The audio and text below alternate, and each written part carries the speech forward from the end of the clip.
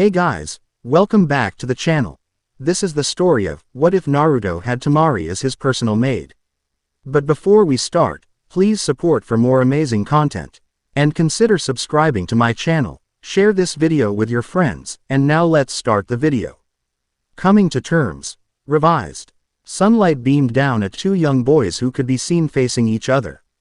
They each stood on top of a huge statue of a male shinobi, one hand in an eternal seal and one gripping a sword.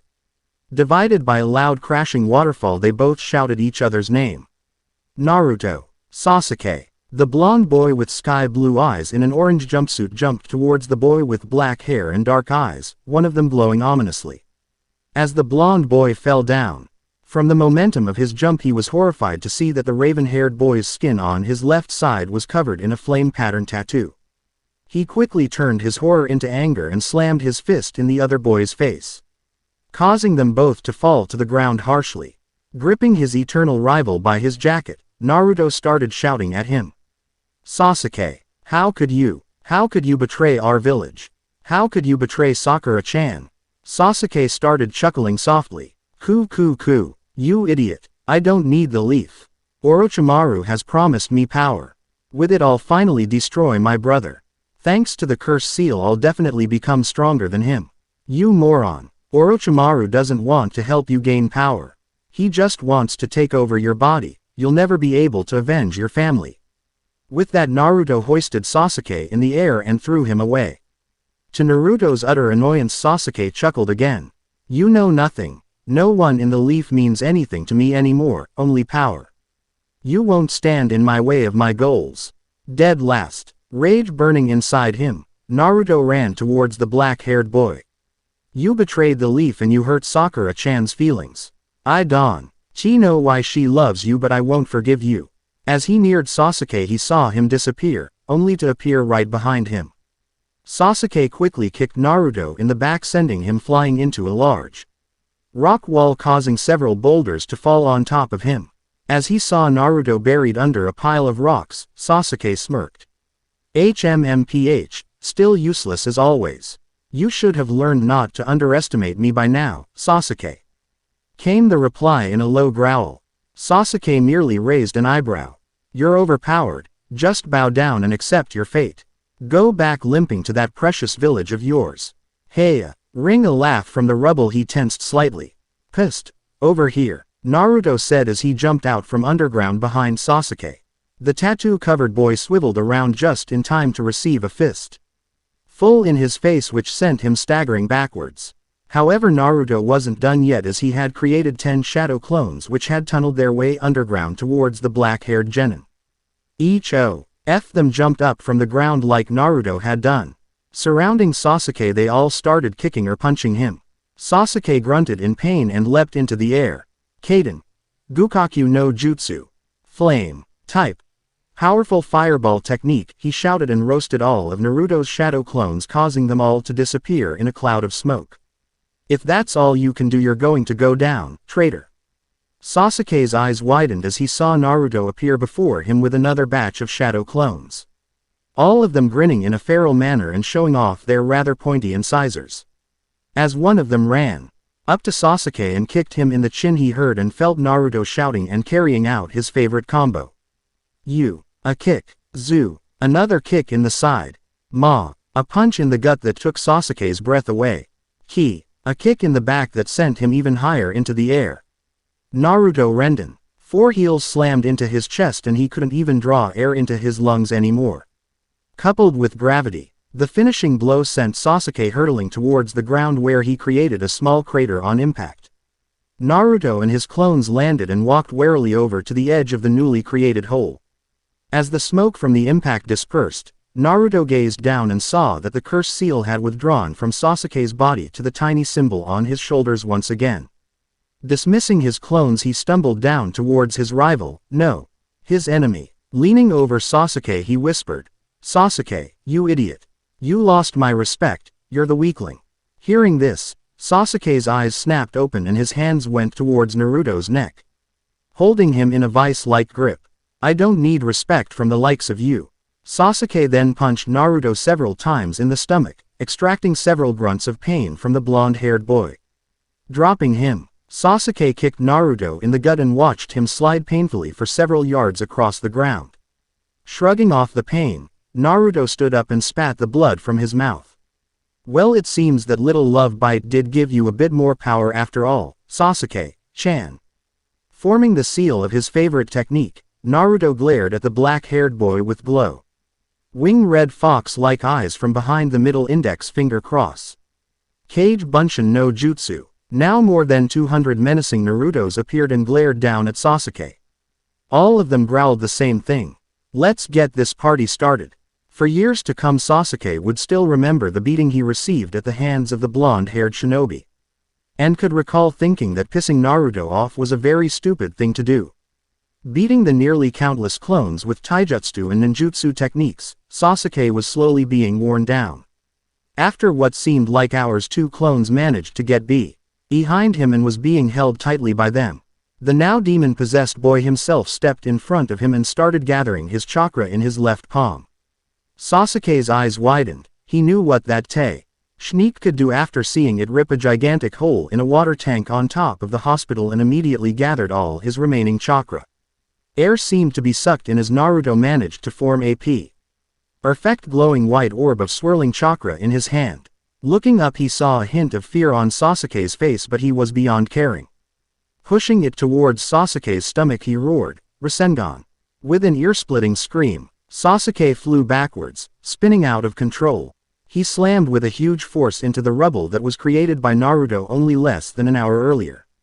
Finally sated, the demon had resided in Naruto grew dormant once again and caused the sparkling blue to return to his eyes. He was surprised to find Sasuke still breathing.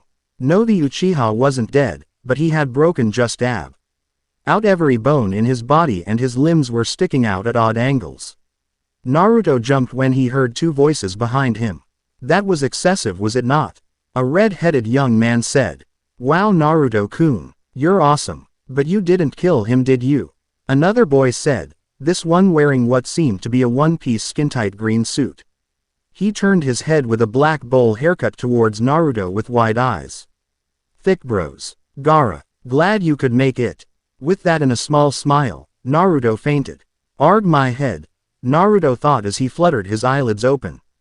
Sky blue eyes scanned his surroundings. I'm floating. He rolled his eyes upwards and saw the back of a red-haired figure. Gaara, he whispered. Gaara immediately turned his head, looked down at the Naruto and said, you're awake. With that, the blonde-haired boy immediately felt the nice floating experience disappearing as he was dropped on the ground. Oi, what was that for? Naruto exclaimed when he stood up again. He rubbed his backside and followed Gaara, who was already walking away. You were awake.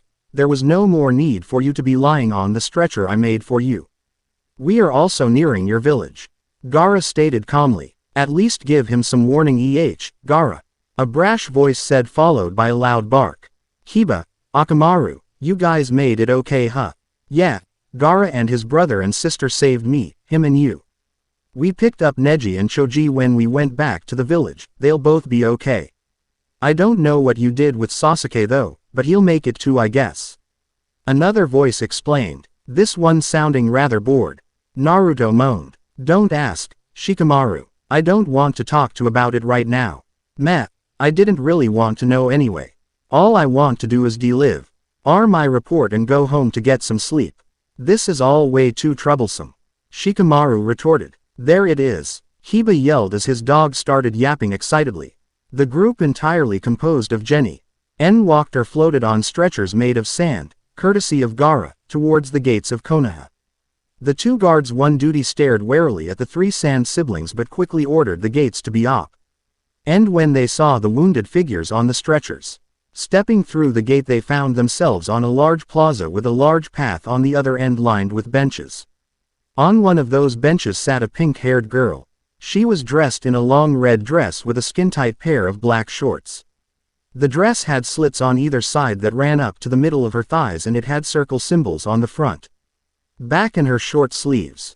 As she saw them, she jumped up from the bench and ran towards one of the stretchers. Naruto started talking to the girl. Sakura-chan, but was shoved aside as she ran towards Sasuke, the boy he had promised to bring back for her. As she reached the raven-haired boy, she started sobbing uncontrollably. Naruto couldn't help but to feel hurt, and it clearly showed on his face. Temari, Gaara's sister, watched the girl and the blonde-haired boy with a slightly confused expression.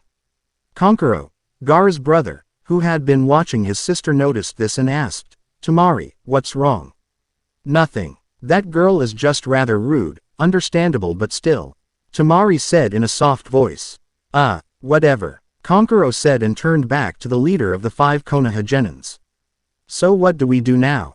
Shikamaru scratched the back of his head and said, "You guys come with me to the Hokage's office after we drop Neji, Choji and Sasuke off at the hospital. Tsunade-sama will want to know why you guys showed up and everything." "She already knows," Gaara said. Shikamaru sighed. "Well, Hiba, I guess you, Lee and Naruto." "Huh, where's Naruto?" Hiba looked around. "I don't know, he was here a minute ago." His faithful companion Akamaru barked his acknowledgement. "Oh, Naruto-kun is so stealthy," Lee shouted, showing his admiration for the blonde genin clearly. "How troublesome." Shaking his head, Shikamaru decided they would have to find him later.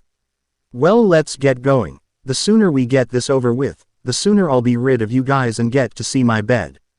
The person in question was going nowhere in particular. He just wanted a place where he could be alone and mull over the thoughts brewing in his head. He knew he was a mess. BL. Ood matted his blonde spiky hair and was splattered all over his orange jumpsuit. Whether it was his own or Sasuke's he didn't know. But he really couldn't care any less at the moment. His normally sparkling sky blue eyes seemed subdued, more or less reflecting his mood. If he was quite honest with himself, he was alone and unhappy, very much so. His haggard appearance was noted by many of the villagers. But instead of trying to make sure he got his wounds taken care of, they glared at him with cold eyes and whispered insults and snide remarks behind his back. He inwardly winced every time as he overheard one of them. Not that they bothered to keep their whispers that unnoticeable from him anyway.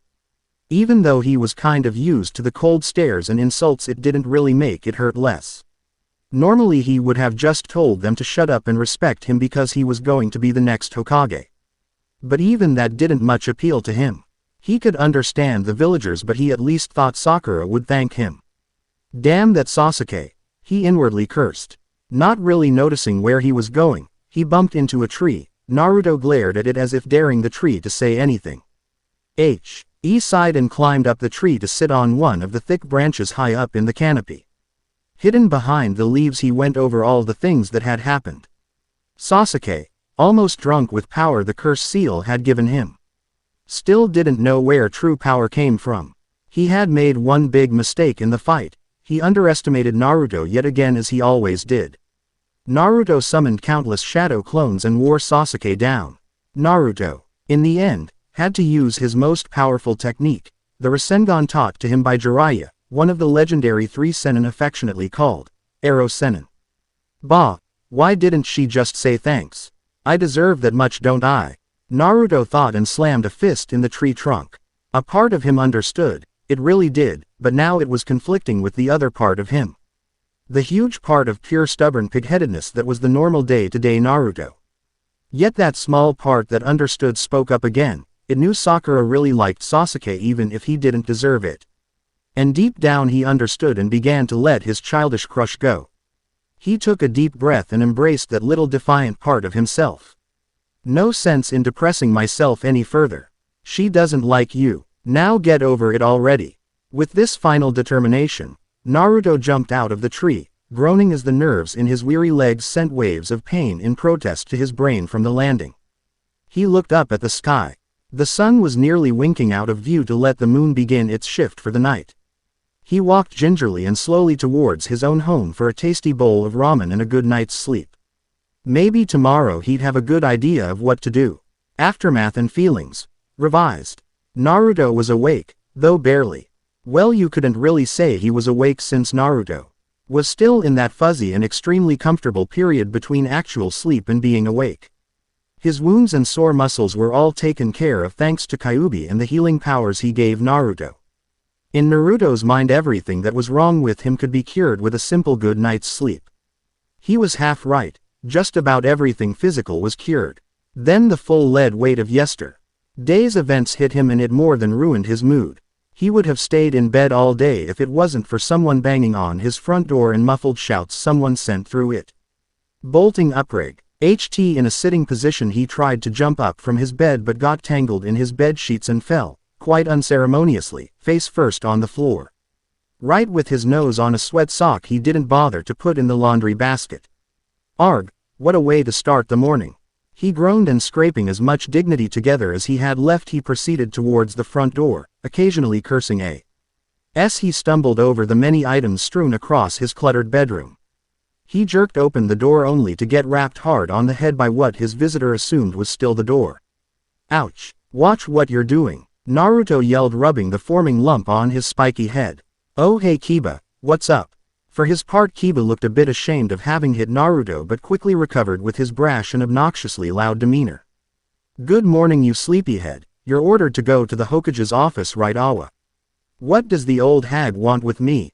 Naruto cut across Kiba. She wants to know what really happened yesterday with Sasuke, you dumbass.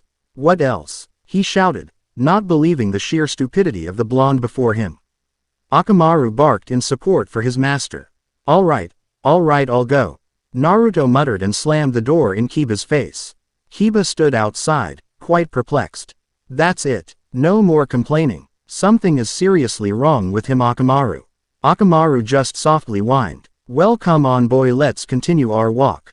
That said, the boy ran off towards the forest with his dog following right on his heels and shouted, dynamic air marking Akamaru.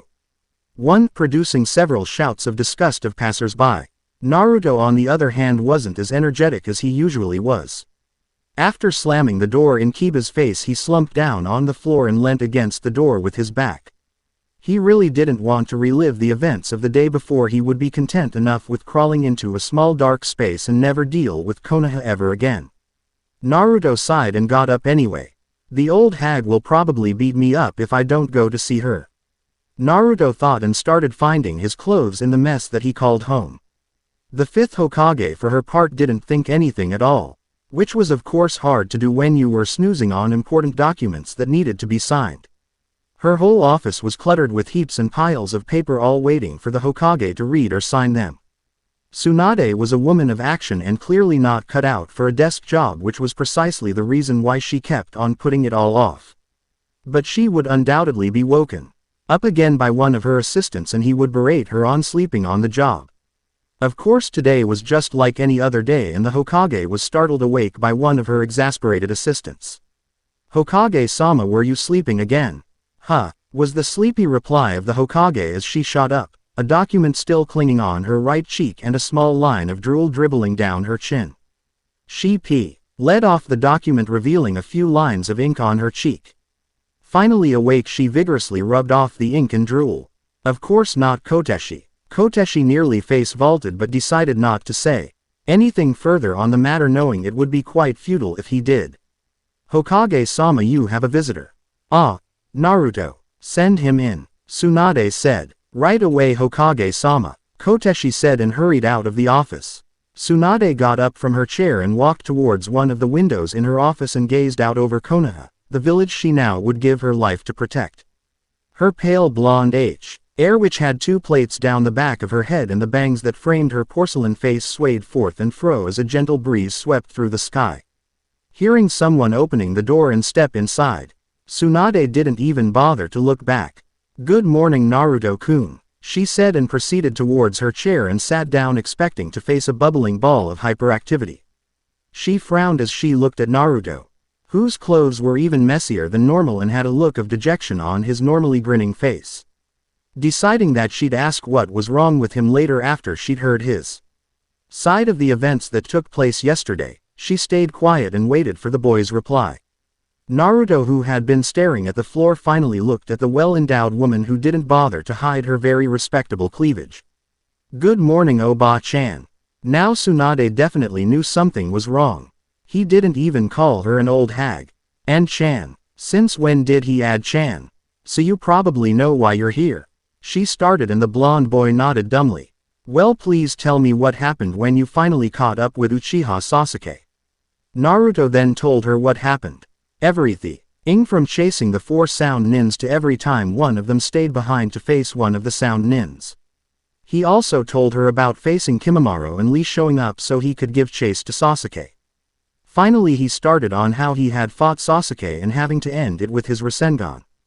Tsunade's eyes widened slightly at that. I should have known. It took me ages to heal all those broken bones and torn ligaments. Well then we came back, but you know all about that of course. Naruto finished and once again resumed staring at the floor. Tsunade's brow furrowed for a moment. Well, you'll be pleased to know no one died of their wounds.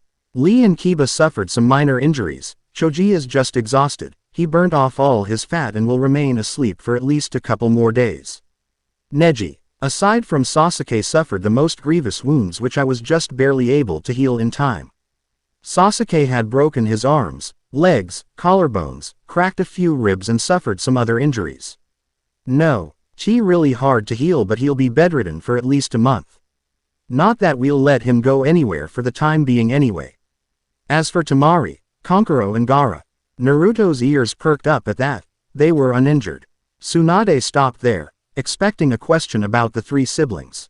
When there didn't seem to come one from Naruto, she continued. I bet you were all surprised about those three showing up. Well, as you know, the Sand made a peace treaty with the Leaf and sent a few groups of shinobis to help with the defense of our village. Gaara immediately wanted to come and I expect he's quite eager to talk to you later. Once again she waited for a response from Naruto. Okay, Naruto muttered. Tsunade sighed and picked up a pen and a scrap of paper. I gave them temporary housing on the east side of the village, she said as she started scribbling down an address. She handed it to Naruto, who took it silently and stuffed it in his pocket. Now, I want you to tell me what's wrong, she said and stared intently in Naruto's blue eyes. Naruto didn't really know what to say, his feelings brewing inside him like a violent thunderstorm. Could he really trust this old lady with his feelings?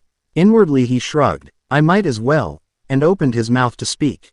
Oh Ba-chan, do you hate me? He stuttered. Tsunade was stunned. Of all responses she didn't expect this. What do you mean, Naruto-kun? Naruto's shoulders, which were already slumped, seemed to drop even further. Yesterday Sakura-chan wouldn't even look at me, and even though I returned Sasuke, no one even complimented me. When I walked home all I got were insults and cold glares. As always, am I really a demon? I mean, I know I'm not really. I got this stupid fox inside me in the stew. PID fur ball gives me power occasionally. But am I a bad person like him? Naruto sniffed once and his eyes glistened with unshed tears. I'm just tired of being lonely. After that statement he looked at the floor again, refusing to let his tears fall. Tsunade cried on the inside for this boy. This lonely boy. Naruto-kun, she half whispered. Naruto-kun, look at me. Naruto sniffed again and looked into Tsunade's eyes, nothing short than two brown pools of warmth.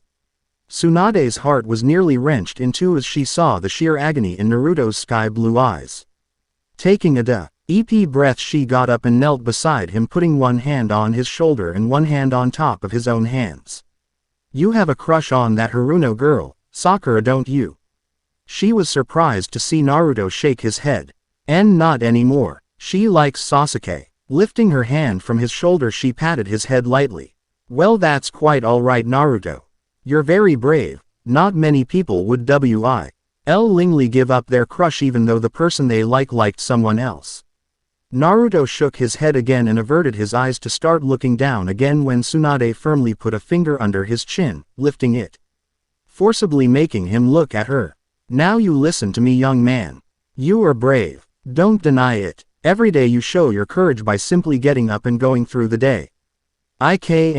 Ow, how hard it is to go on without someone precious to you, she said as she remembered losing her boyfriend Dan and her little brother Naoki. But now we both have precious persons. For me it's you and all the people of the Leaf. Even that pervert Jiraiya. You still have Iruka, and what about Kakashi and Sakura? Even Sasuke when we beat some sense into that thick skull of his. I know that you're upset about Sakura, but don't be. A person like you will find another girl soon enough. Anyone not willing to like you or be with you is just stupid and should be ignored. They're not worthy to be noticed. No one ever said anything like this to him, not even Iruka sensei. And Naruto wasn't quite sure what to think now. Finally he said the only thing that seemed to pop up inside his head. Why you're one of my precious persons to Oba-chan. Naruto said, and a tear finally escaped and rolled down his cheek. Tsunade felt her heart swell and beamed at him.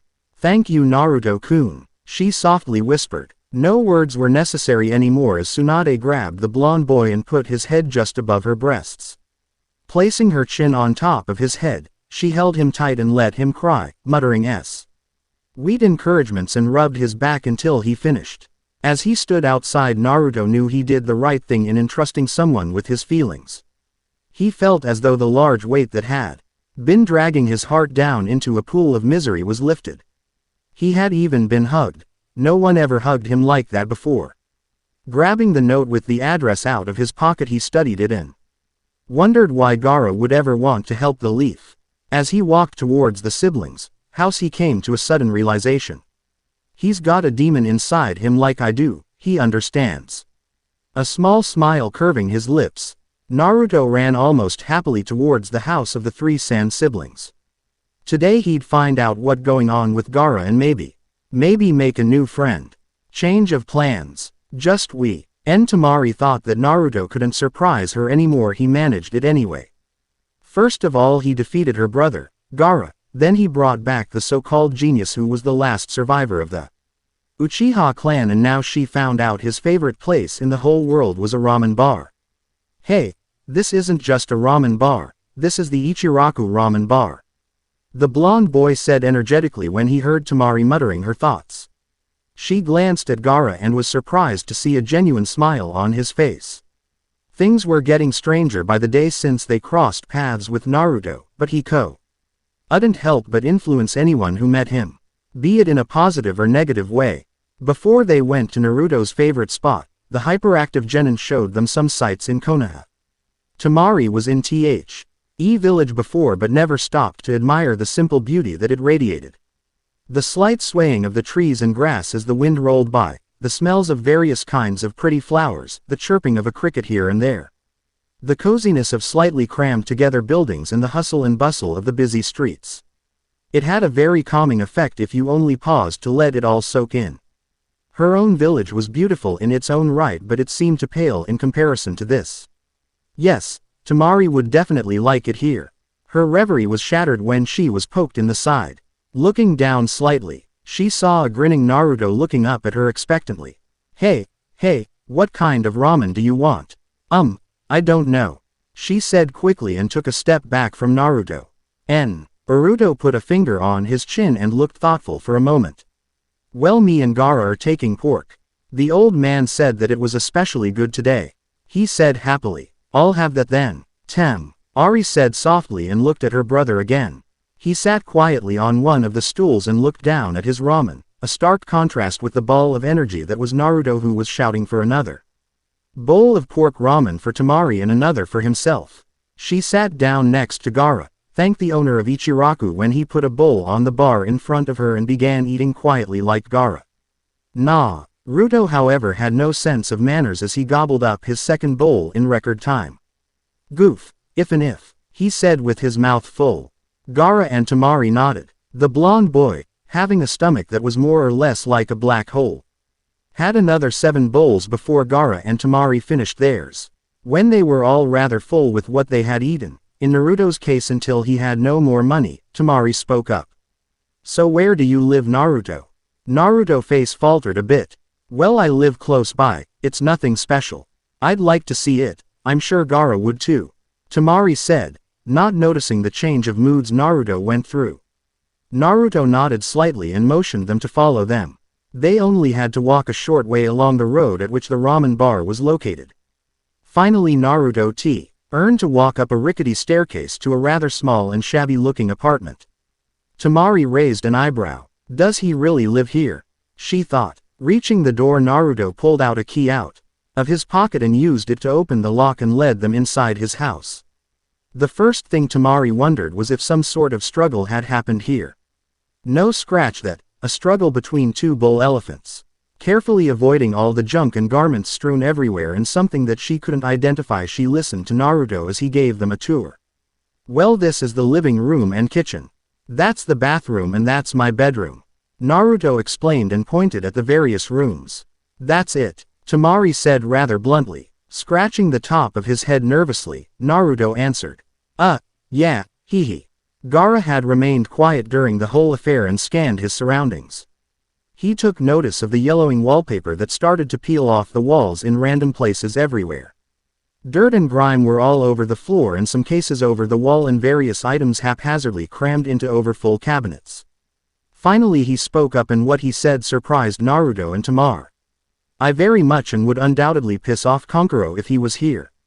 You will move your possessions into our house and live there with us. The people that happened to pass Naruto's house looked up and they heard a loud scream from two people. Fought, my sister and I will be here tomorrow morning, Kankuro will be here as well. Said Gaara in his normal commanding tone. Ignoring Naruto as he sputtered a few protests he dragged Temari out of the house by her arm and left a very confused and shocked Naruto standing in his living room. A lonely dark-haired boy stood in a dark room, watching in shock as he saw his dead parents who were lying at his feet, their small river of blood a stark contrast on the pale wooden floorboard. Awa, don't kill me, you weakling, you're not even worth killing, foolish little brother. Quote, why, if you want to kill me, live miserably. Hate me, survive through the ugliness, run, learn to survive. They were just a measuring stick to test myself. A measuring stick, just a measuring stick, arg. The boy gripped his head and screamed as he relived the memories. The memories of the day his life changed. Day he had been forced to become an avenger. He had to avenge his clan. His father, his mother, oh how he missed them so terribly. His brother had to pay. His brother would die by his hands. But why was he still so weak? Why was he beaten by a dead last? Where did true power come from? Dropping on his knees he relived that day again. He had to find out, he just had to. Damn it, why is he always around me when I don't need him, but when I have to find him he's nowhere to be found? Thought Sakura angrily as she was looking for a specific boy. She had made a promise to herself when she was in Sasuke's room. She wouldn't rely on the two boys from her team to protect her anymore. She would become a powerful kunoichi in her own right. On top of that she was very confused when she figured out that she started to stop liking the boy on which she had a crush for so long. She still didn't like that loudmouth Naruto in that way though, but she was resolved to at least thank him for fulfilling his promise to her. It was the least she could do. I shouldn't be thinking about those two, I need to find him. Where could he be? Mentally slapping herself on the forehead she had a sudden epiphany. Of course, the training fields, where else? And she walked towards the one place where she would undoubtedly find Konoha's self-proclaimed beautiful green beast. When she arrived she wasn't disappointed. In the distance she saw Rock Lee standing with his sensei, Guy. Lee was dressed in his usual dark green one-piece training outfit with his Konoha head protector tied around his waist. Guy was dressed in a similar fashion but wore a flak jacket that gave away his rank as Junin. Of course they both still had that bowl haircut. As Sakura got closer she could hear the pep talk that Guy gave to Lee. All right Lee, we'll definitely make you stronger. Yes sensei. Sakura couldn't help but smile at Lee's fighting spirit. Even having his left limbs destroyed and his spinal cord peppered with bone fragments didn't stop him from following his dream. This is exactly why I should ask him. Guy and Lee turned their heads when they heard Sakura running towards them. Lee-kun, Guy-sensei, she yelled and waved. Sakura-chan, Lee exclaimed happily. Guy smiled and nodded at the pink-haired girl as she stopped running and doubled over panting. Well, I'll leave you two alone shall I? And Lee, don't forget your training. Yes sensei, Lee shouted and saluted to his idol. After she saw Guy walk away, Sakura took another few moments to catch her breath. Lee-kun, I need to ask you a favor. Lee was ecstatic. Visions of Sakura fawning over him as he performed various tasks flashed in his mind. Of course Sakura-chan, anything for my angel. The boy said while holding a fist in front of him and small flames burning in his black eyes. For you I would slay countless foes. I would protect you from any harm. Lee-kun. Sakura started but was cut off by Lee's rambling. I would fight off a dragon to save you. Lee-kun. I would even wash all your dishes. I would. Lee. Sakura finally screamed. What? Lee stammered, cowering slightly in fear. Sakura sighed. She expected this would happen, but it was still a bit annoying. Cute, but annoying all the same. Lee-kun, I just need you to train me. To say Lee was surprised would have been the understatement of the century. Never in his wildest dreams did he expect this. His perfect Sakura-chan coming to him for training. Surely he must have misheard. Sakura, sensing this, bowed and slapped her palms together in front of her face. Please train me, Lee-kun. Well, Lee sputtered. But why Sakura-chan? To his horror, Sakura started sniffling. I don't want anyone to save me anymore, I want to become stronger. I've always been told that I have perfect chakra control but have no stamina. Control means nothing if you don't have anything to control in the first place. So please train me. If Lee adored Sakura before, he now worshipped her completely. He understood her desire to become stronger, it was his dream after all. He looked at the object of his affection. This beautiful pink-haired girl with her charmingly large forehead. Even if it cost him all the time of his life, he would fulfill her desire. Okay, Sakura-chan, let's both become stronger. Lee howled and punched his right fist into the air. Sakura jumped up happily and punched her own right fist in the air like Lee. Yes. The next morning found a loud knocking waking up Naruto, who banged his head on an overhead shelf in surprise. He rolled over to his side to look bleary-eyed at the alarm clock on his bedside cabinet. 7 in the morning, what the hell? Another chorus of Impedian. Knocking on his front door caused Naruto to groan. Go away, it's too early. Whoever it was, he or she would have to wait, and Naruto snuggled back inside the warm comfort of his blanket. Not Hiran. Anything. After a few moments Naruto fell asleep again, only to be brutally reawakened when his front door was broken down, revealing a very miffed Temari and Kankuro. You little brat, get up now. She's already embarrassing. You're going to live in my house, but I have to carry your damn things as well. Kankuro yelled when he stepped inside Naruto's and saw the blonde boy lying in his bed. The pet user seemed to have taken the news of Naruto living in house rather badly, because he then grabbed the boy by the scruff of his neck and dumped him on the floor. Temari, watching this little scene unfold, couldn't help but stifle a giggle when she saw Naruto clutching what seemed to be a plush toy in the shape of a frog. Giggle. Temari doesn't giggle, Kankuro thought. Are you all right, Temari? He asked as he watched her apprehensively. Temari scowled and slapped her brother across the back of her head. Of course I am, you idiot. Now that's the Temari I know, Kankuro thought as he rubbed the now sore spot on his head, but he was wise enough not to say it out loud. He shuddered as he remembered the window incident from yesterday. You fat ass, getting slapped around by a girl. Naruto laughed, unwittingly bringing a mental "I'm doomed" sign above his head. What is that supposed to mean, you little twerp? Temari screeched and stalked towards the blonde boy. Just when she iced a fist to punch the living daylights out of him, she was stopped by another voice. Temari, stop. We are here to pick up his things. Snorting, Temari turned away from Naruto. All right, Gaara. Then though her red-haired brother had changed for the better, he still had the uncanny ability to order his siblings around and that they wouldn't complain if he did so. Naruto looked at them with a slightly bemused expression.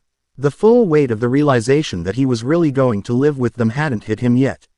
He asked them if they could wait in the living room and changed into his normal day-to-day clothes. Zipping up his orange jacket, he stepped outside his room and found the three siblings already gathering his things in various boxes they had brought with them. Damn you little brat, did you ever clean here? Kankuro grumbled as he examined a plate with a vile spongy substance on it. Naruto thought for a moment. Nope, guess I didn't bother with it that much. Temari looked at him with an unbelieving expression. How the hell did you manage to survive in this death trap for all these years? I don't know, I just did. It's not like I had a choice. Naruto said and shrugged. When she saw the pain hidden behind Naruto's blue eyes, she didn't press any further. Well, let's just pack your things so we can get home and eat some breakfast. Naruto's face brightened. At the mention of the word breakfast, nothing could lift his spirits like a huge amount of food. All right, He shouted and hurriedly and haphazardly threw his possessions into the boxes. While he three boys were busy in the living room and kitchen, Temari went to Naruto's bedroom. A few moments passed as she surveyed the absolute mess that was Naruto's room.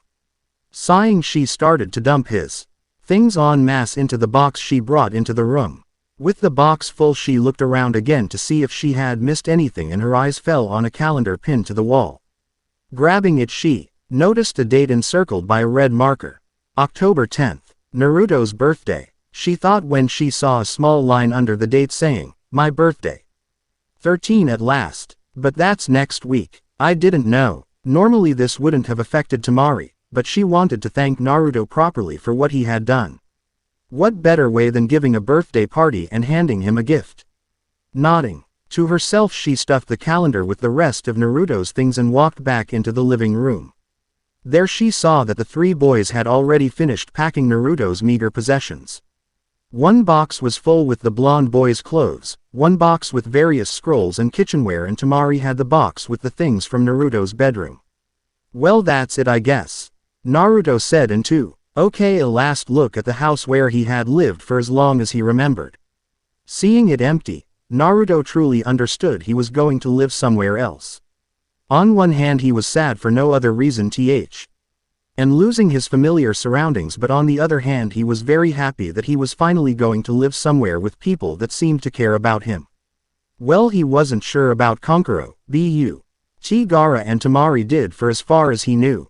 With a wide grin he looked at the three siblings and saw them looking back expectantly.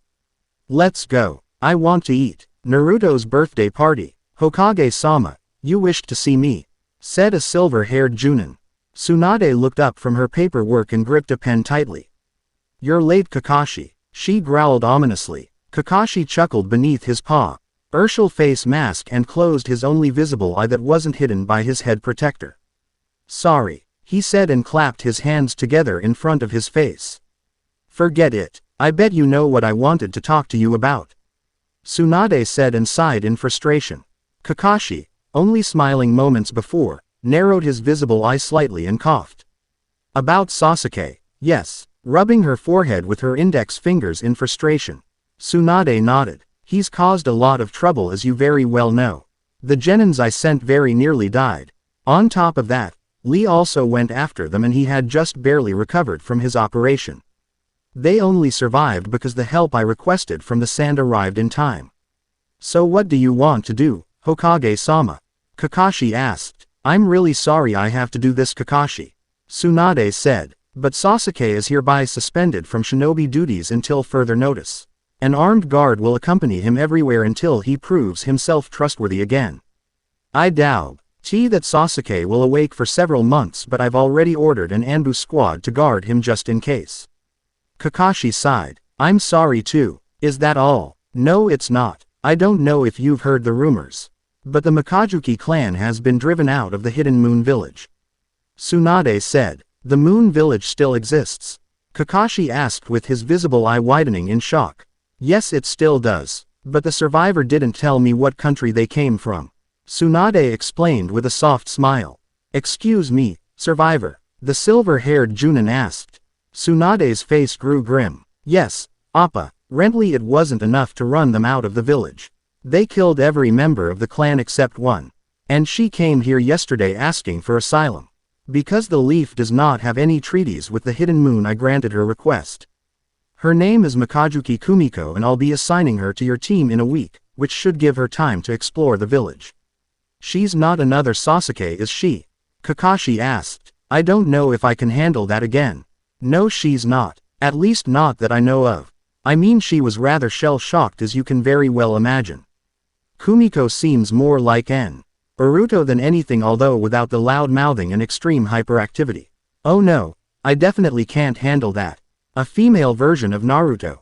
Kakashi groaned and slapped his right hand over his visible eye. Tsunade grinned evilly. "There's more. She'll be staying at your place until she can find a house." "What?" Kakashi exclaimed. "But that's not Posi." Tsunade cut off Kakashi. "No buts. I gave her your address already. I also gave her some money for new clothes and other supplies she might need, so you don't have to worry about that." "But Kakashi stammered. Dismissed, Tsunade said forcefully and went back to her paperwork. The silver-haired Junin bowed respectfully. Yes, Hokage-sama. With that he walked out of Tsunade's office. When Naruto spent the morning in the Sand siblings' house, things were interesting to put it mildly. He found out exactly why Kankuro had been thrown through a window yesterday. It turned out Temari liked to cook a good meal. The only problem was that when somebody would insult her cooking she would get extremely mad. And that was exactly the little snare Kankuro stumbled upon when he said that the eggs he wanted weren't completely hard-boiled and that his rice was not sticky enough. Thankfully though, Kankuro had learned his lesson, and under the glare of his sister holding a big wooden spatula he wisely kept his head low and his mouth shut. Naruto had the time of his life. Having breakfast with other people which wasn't made by himself was oddly satisfying. He didn't even mind that he didn't get to have any ramen. He kept stealing glances at the two brothers and sister while they ate. Gaara, who was silent as always, was strangely comforting when he didn't radiate pure killer intent.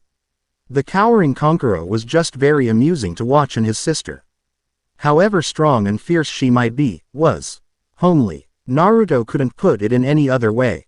Every time he looked at Temari, with her apron tied around her front and then turning to glare at her black-haired brother every so often, he felt a flash of something. He didn't know what that something was, he had never felt it before. Shrugging, he put it out his mind and savored the rest of his meal.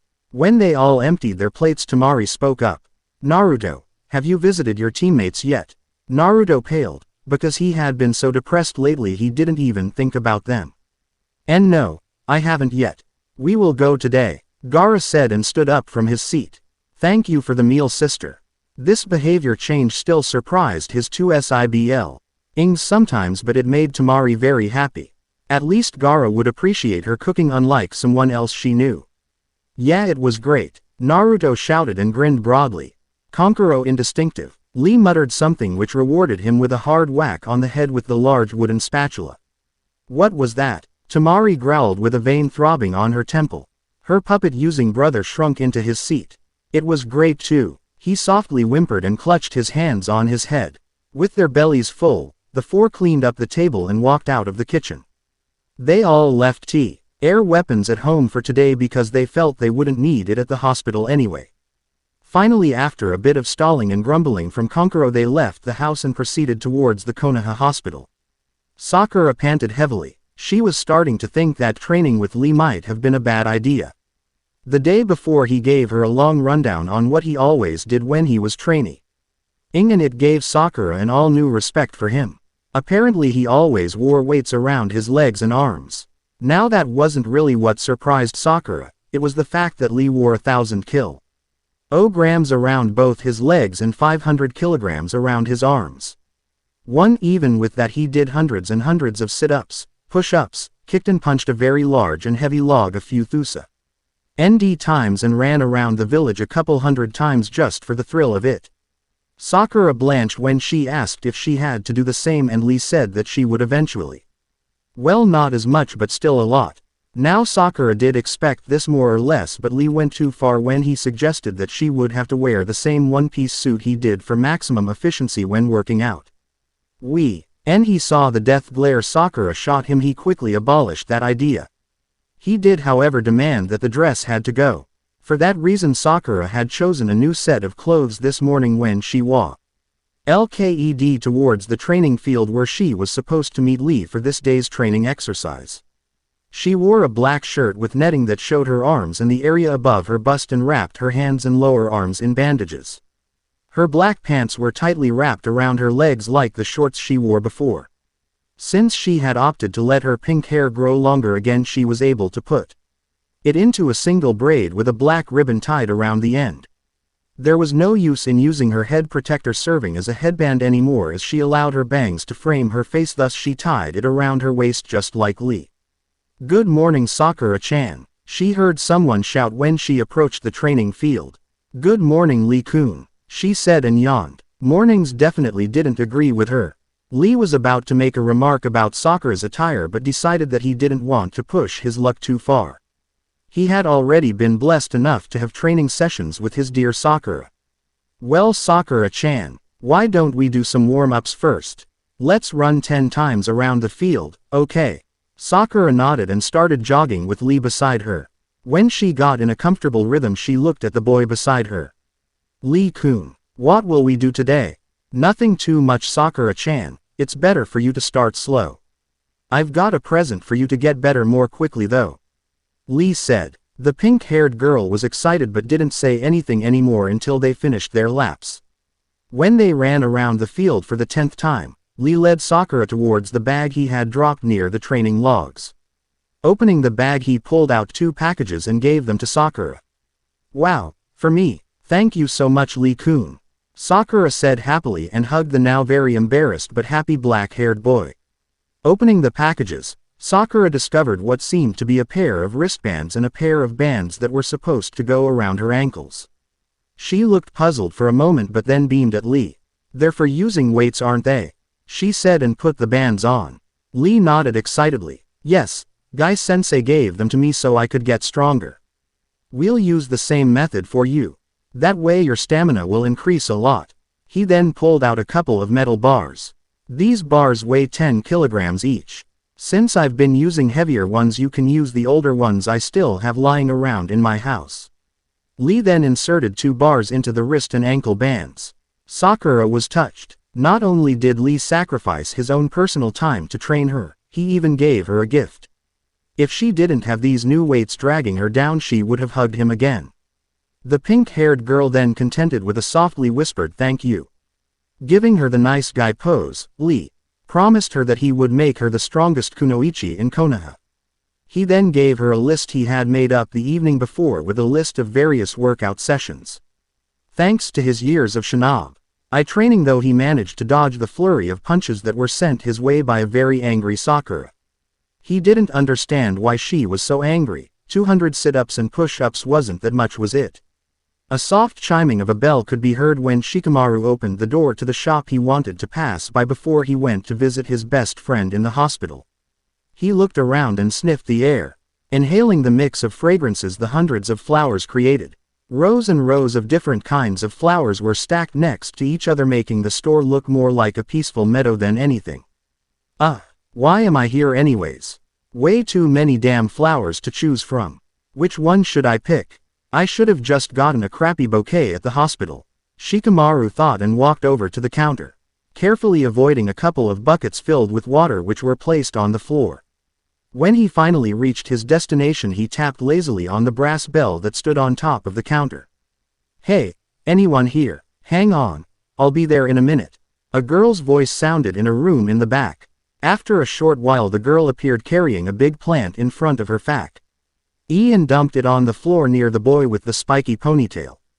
Welcome to the Yamanaka flower shop. How can I? Oh, it's you. The girl said disgruntled. What do you want? Shikamaru looked at the girl in front of him. She was dressed today in a snug blue dress with the kanji for the boar zodiac sign on the back and had her usual bandages covering her arms and upper legs. She tied her head protector around her waist and had stylish brown boots covering her feet. The blonde was well on her way to grow her long ponytail back after she cut it of a couple months earlier. Yeah, hi yourself, Ino. I wanted to buy some flowers. You know, for Choji, said Shikamaru and put his hands in the pockets of his pants. Ino nodded. Okay, what kind of flowers would you like? I dunno, it's all way too troublesome. What kind of flowers is fitting for a hospital patient anyway? The boy grunted. Frowning for a moment, the girl tapped her lips with an index finger. Well, your best fry ends with Choji, so yellow daisies and a couple sunflowers would do the trick. Yellow is the color of friendship and loyalty and the daisies and sunflowers represent freshness and rejuvenation, kind o. Like the sun dawning after a troubled night. Alright, I'll take those then. Make it a big bunch, you know. Shikamaru said, even though he normally didn't care much about what colors meant and stuff. Like that he decided to take Ino's advice this time. The blonde girl nodded and began arranging the flowers in a large bouquet. After she was done and handed it to Shikamaru, he gave her the money to pay for it. Turning around before he stepped out of the door he looked at the girl. Say not that I care or something, but have you visited that Sasuke yet? To his surprise, Ino scowled. No, And I probably won't either. Sakura can have him. Finally got over him, huh? The black-haired boy said disbelievingly. He betrayed the leaf. I don't forgive people like that. Ino said angrily. He mentally slapped himself for going to ask this, and he didn't really know why he did, but he did anyway. He blinked his eyes slowly and sighed. So, you want to go visit Choji with me? He'll probably appreciate it. Not that he's awake or anything though. Alright, let me close up shop and tell my mom. I'll be out in a minute. The blonde girl said and walked towards the back room. Hyuga Neji always considered his patience to be like an iceberg. It had a cool and uncaring exterior, but hidden underneath the dark water was another huge untapped mass of it. However, the last few days it was slowly but surely being whittled away to a mere ice cube. Rigorous training sessions and life-threatening battles he could deal with. Even spending some time with that shy and stuttering Hinata he could deal with. But he couldn't deal with being forced to lie still on a bed for another 3 whole days with a roommate who unconsciously had made it a life's purpose to snore loudly at random intervals just to annoy him. He wasn't allowed to do anything except read the scrolls and books 1010 brought him and stare out the windows of the room and listen to Akamichi Choji's snores. There was only so much boredom and annoyance the number 1 rookie genin in Konoha could bear. He was therefore extremely relieved when he heard a familiar voice shouting and hearing it come closer and closer until the boy who was shouting stepped in his room with 3 other people. Of course he would never admit that. Neji, how are ya? What happened to you? Huh. The boy yelled loudly. Neji smiled slightly and shook his head a bit. Hello Naruto. What brings you here? He purposely ignored Naruto's questions as he had no intention of reliving his fight with that 6-armed spider freak. Visiting you and Choji with these 3. Naruto said and pointed at Gaara, Temari and Kankuro.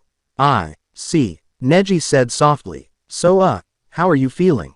And what's up with Choji? The blonde boy asked. I'm well. I've been restricted to this bed for 3 more days. Choji will probably be sleeping for a little while longer. He completely expended his chakra reserves, so he needs to recover. The young man with pure aquamarine eyes said. Whoa. Damn, where'd all his fat go? Naruto yelled. Shut up, damn you. Temari hissed and whacked Naruto on the back of his head, which caused Kankuro to snicker. We're in a hospital. Keep your voice down. Stop hitting me, you fan-using hag. Naruto whined and rubbed his head. Sensing an all-out Naruto bashing, Neji quickly answered the blonde boy's question. The Akamichi clan relies on its fat reserves for its clan's techniques. When he fought Jorubo, he swallowed several pills which burnt off his fat in exchange for a boost in chakra. Jorubo, that's the big guy with the red hair, right? Naruto asked and rubbed his head again because he received another whack to the head. Yeah, another person answered and entered the room. Eek, what's that sand guy doing here, Shikamaru? The girl accompanying him shrieked. That sand guy, meaning Gaara, who merely gazed stonily at the girl who was close to hyperventilating in fear. Relax, Ino. Gaara is on our side. Shikamaru said lazily and walked over to Choji's bed. Hey Choji, I know you can't hear me, but I brought you some flowers. Ino said they had some SPECIAL meaning to them, but I can't be bothered to remember it. With that he put the large assortment in a vase that was already half filled with water on Choji's bedside cabinet. Choji didn't react, other than give a rather loud snore and mumble a bit in his sleep before falling silent again. Ino, who had walked up to Shikamaru to stand next to him, looked down at Choji. Wow, I never knew Choji was this handsome. Peef, don't get used to it. He needs his fat for his techniques, so he'll be back to normal soon enough after he wakes up again. Naruto, being the impatient boy he was, soon started getting uncomfortable in the silence that followed. Hey you guys, let's go back, I want to decorate my room. Shikamaru and Ino both raised their eyebrows at that, but only Ino was up to questioning Naruto about it. Your room? Yeah, I'm living with these 3 now. Naruto said happily and grinned like the little maniac he was. Well, let's go guys, the blonde boy said, and he and he 3 sand siblings walked out the room, leaving behind 3 shocked people. Oh wait, I'll join you later. I've got to ask them something. Temari said and walked back, leaving the 3 boys to walk back to their house. The rest of the week passed by quickly enough. Sakura dragged her bruised, battered and let's not forget tired body to training every day with Lee. She was slowly getting used to the rigorous training routine, but it would be a long time before she would wake up without any muscle aches. She had tried to beat up Lee for his idiotic behavior and grueling method of training. But after the second day she just gave up. Sakura had to focus on the exercises or she would drop dead there and then out of pure exhaustion. As always when Sakura was about to give up, Lee would encourage her or bore her with long-winded speeches. Maid, a guy, Lee's sensei, had given him. More than anything, Sakura would redouble her efforts just to shut him up. So the training was a bit unorthodox. But it worked, so she couldn't really complain.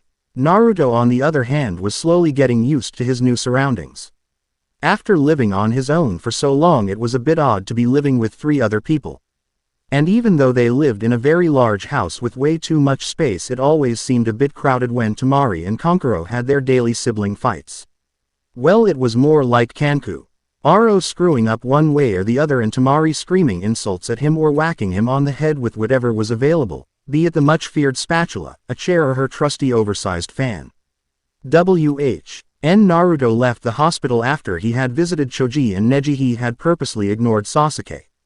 He couldn't deal with seeing him and he would probably have to see Sakura sobbing all over him as well. Naruto rarely held a long grudge aside from his rivalry with Sasuke, but even though he was over his silly crush, he was still very angry with her. So he decided that he would focus all his efforts on giving the house his very own personal touch. Thankfully, Gaara and Temari were with him when they picked the paint colors and furniture so it didn't get out of hand. The last thing they wanted was that horrible orange that Naruto was so fond of all over the house. Kankuro didn't care at all and would have focused on tinkering with his puppets if it wasn't for his sister dragging him by the ears and forcing him to help with carrying the various pieces of furniture in the house and help with painting.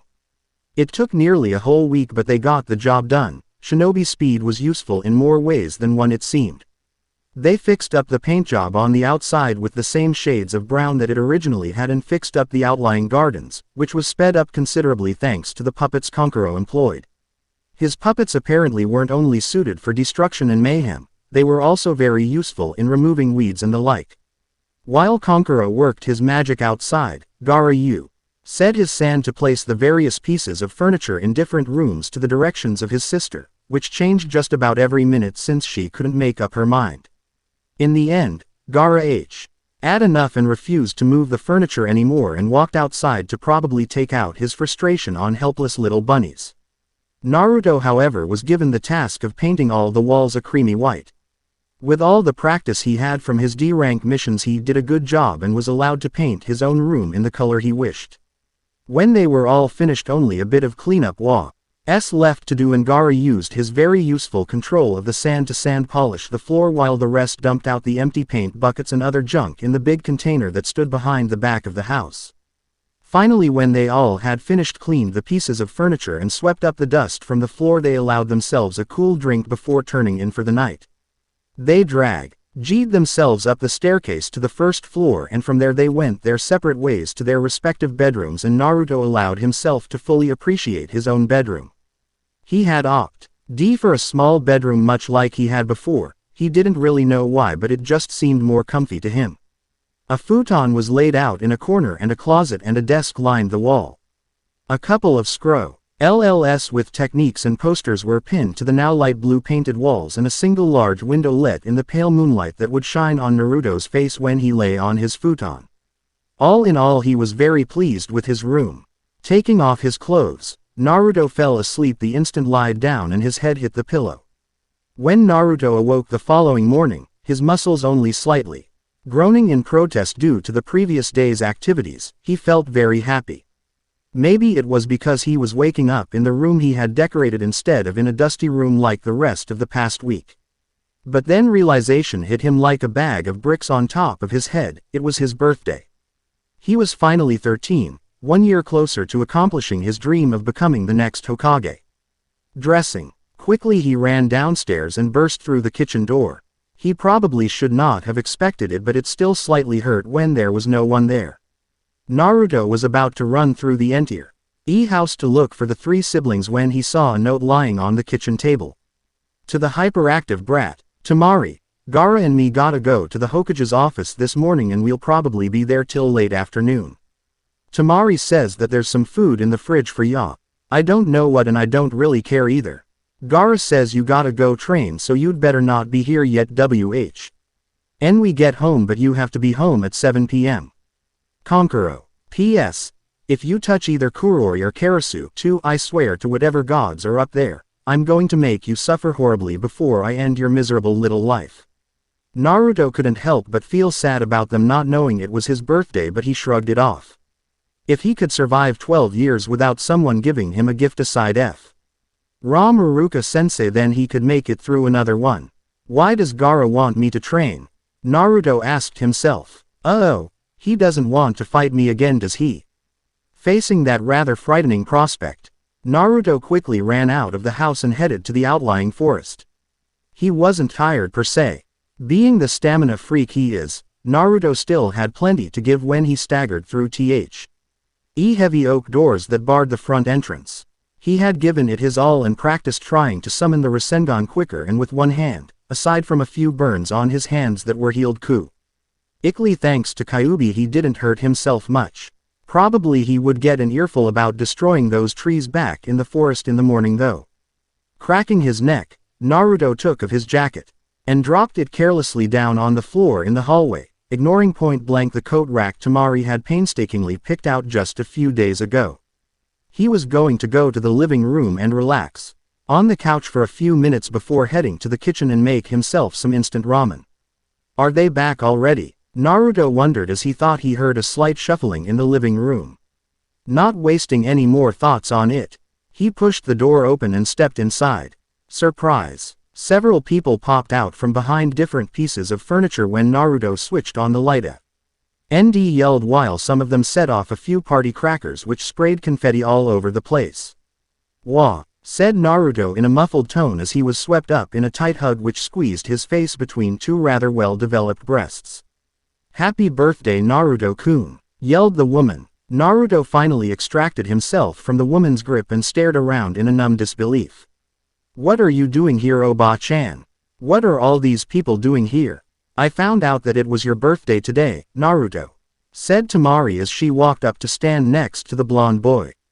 I asked some of your friends if they wanted to come. We figured you never had a birthday party before, so we finalized the plans in the Hokage's office this afternoon. Yeah, this is all way too troublesome, said Shikama, which earned him a glare from Ino who stood next to him. You're turning way too old, bro. Konohamaru chided and his two gang members nodded their approval of their leader's assessment. Naruto couldn't believe it, he was in shock. He only woke up when Kiba walked up to him and clapped him hard on the back and his dog, Akamaru, barking as if to ask Naruto what was wrong. I'm sorry, it's just. Naruto sniffed and tears started falling down his cheeks. God, we go through all this trouble and the kid starts crying. Konkuro yelled. Shut up, he knew only loneliness before. Gaara said softly and stared unblinkingly at his rude brother. No, he's right. Naruto sniffed again and wiped his tears away. Thanks, really, I'm grateful, I shouldn't cry. Let's party. Hold on there, birthday boy. You have to open your presents first. Tsunade said and dropped a large package in front of him wrapped in nondescript brown wrapping paper. Naruto stared at it disbelievingly for a moment, and then tore the paper off eagerly and revealed a big wooden box. Opening it, he found an assortment of new clothes. Among the many items of clothing he found a very nice black jacket with more than pockets for weapons and scrolls and a pair of heavy army boots. Now that you've become a year older, I thought it was about time you started dressing a bit better and stop wearing that horrible orange stuff of yours. Tsunade said happily. Although Naruto bristled a bit at the mention of horrible orange stuff, he appreciated the gift all the same. Thanks, Oba-chan, it's a great gift, he said and hugged the older woman. Hey, there are still some others, you know, Shikamaru said in a lazy voice. Well, give it to him already. Ino hissed and poked the black-haired boy in the back impatiently. Shikamaru rolled his eyes. Yeah, and stuffed a large and flat-looking present in Naruto's hands. Maybe when you learn how to play we can play a game together or something, he muttered, and turned about face with his hands stuffed in his pockets. That's from the both of us. Happy birthday, Naruto. Ino said brightly with a smile and followed her former teammate. Again the wrapping paper didn't last long and it revealed a Go board. On the two sides were two closed spaces which held the black and white Go pieces. Naruto didn't really know how to play the game, but he guessed he would learn soon enough. Konohamaru and his group handed him a large bag filled with candy, which he almost immediately handed back when he saw the craving look in their eyes. Hiba gave him a slightly more useful gift, which was a small box which housed an assortment of kunai and shurikens. Shino wanted to come as well, but he had something to do. "Dunno what though," he explained. Hinata shyly approached Naruto with a furious blush on her face and nearly dropped the small present she gave him when she squeaked and ran because Naruto accidentally brushed hands with her. It turned out it were several small containers with the medicinal cream Hinata had given him during the Chunin exam some time ago. "Hey Naruto, what did you do?" two grown men said as they walked up to the blue-eyed boy. "Iruka-sensei, Ero-senin, you guys are here as well," shouted Naruto, clearly pleased his favorite teachers had shown up. "Wouldn't miss it for the world, kiddo," Jiraiya said and dumped a small bundle of what appeared to be books in Naruto's hands. You might want to wait with opening that up until you're alone," he continued with a sly wink. "Happy birthday Naruto. Lee told me to tell you he couldn't make it but to go to him tomorrow for your present. He'll wait for you in the morning at training field 4. I visited Neji at the hospital and it turns out Choji has woken up already. Why both send their congratulations as well," Iruka said and scratched his nose. "And I'm really sorry, but I don't have a present for you, I'm afraid, but I'll take you to the Ichiraku ramen bar as much as you want." "You're on, Iruka-sensei," Naruto said and grinned evilly, which caused Iruka to wonder slightly what he had gotten himself into. "Yo," a voice suddenly said. "You're late." Kupal. Voices yelled immediately, including Tsunade, Temari and Ino. Sorry, but I saw a child falling down and scraping his knee. Unfortunately he was unable to talk out of shock, so I had to look around town for his mother." "Liar," was the immediate reply from a trio of angry women. Kakashi scratched his head nervously and fixed his lazy eye on Naruto. "Here Naruto," and flipped a scroll over to the boy. "Don't open that yet, it's a technique I developed for you. If you want I could train it with you later. Also I have a surprise for you in Sakura tomorrow. So meet me on the bridge at 1 in the afternoon." With that he joined the others, who had situated themselves on chairs and couches in the living room around the table with an assortment of snacks on it. The whole evening was spent in laughter and games. Naruto even dragged Shikamaru to a corner to try and teach him how to play Go. Sadly, Naruto wasn't exactly known for his quick uptake of things, so in the end an exasperated Hikamaru told Naruto he would give him a book on rules and basic play mechanics later. For Naruto the evening passed all too quickly. It seemed that in no time at all that the party was over when Maid finally stood up and announced that everyone should go home and go to bed.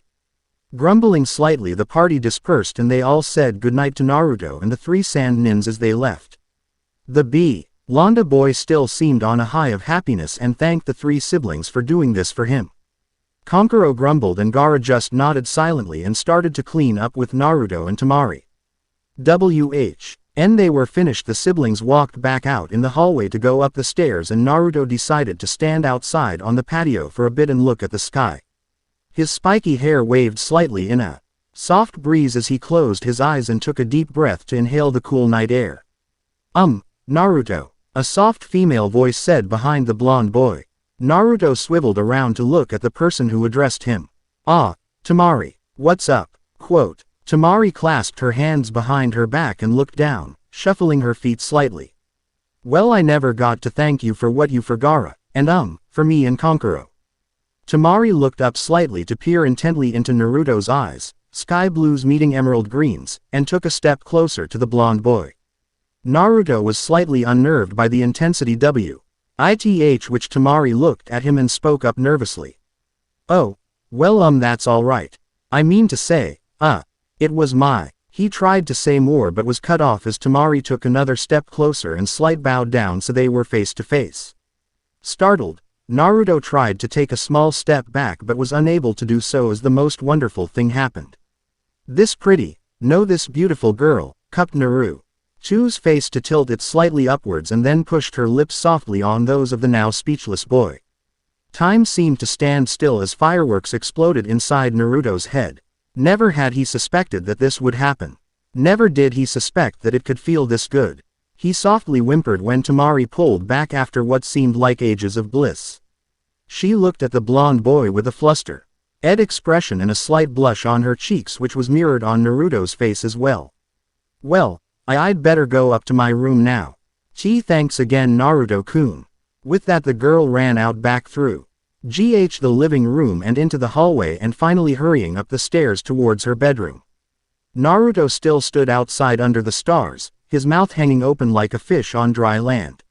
He slowly lifted his hand and put his fingers on his lips that just moments ago experienced the best thing that he had ever felt. In his days he allowed himself a small smile to curve the corners of his mouth and walked up the stairs towards his own room. Temari-chan, was Naruto's final thought before he dropped on his futon and dreamt about a very beautiful blonde girl with an almond-shaped face, sparkling emerald green eyes and very soft silky lips. To be continued, and thank you for watching. And please, do me one favor. Subscribe to this channel, guys.